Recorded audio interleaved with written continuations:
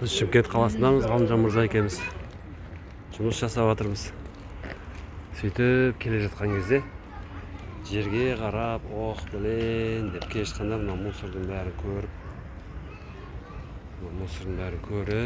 бүйтіп келе жатқан кезде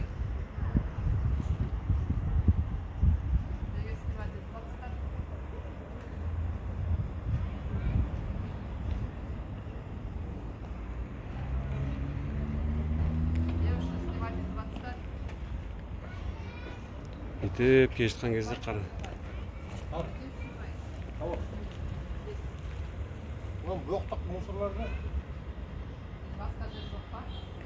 Сөйтіп келе жатқанда мынаны көріп қалам ғой.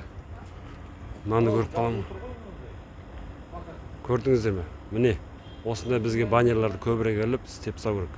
Қаланың әр жеріне. Жігіттер, қыздар, міне елімізді ойлайтын кісілік қойған екен мынаны. Тамаша, Алла разы болсын. Енді сонда да мынаған қарамастан шашылып жатыр мына жердің бәрі. Қазақстанның барлық жерлерін осылай жинауымыз керек, тазалауымыз керек.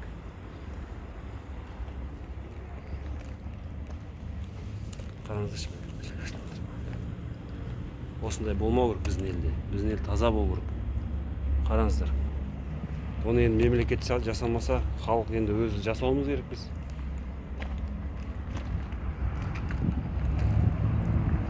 Солай ма, Ғалике? Өте дұрыс айтасың. Атоми сила. Әр адам өзінің әрекеті. Туф. Мына жерді қалай аямай дейін олар. Мынанғаш. Көрмейді не? Жанынан көрсешпей. Қаршы. Туф. Міне Қазақстанның любой жер осындай. Неге? Айтыңдаршы.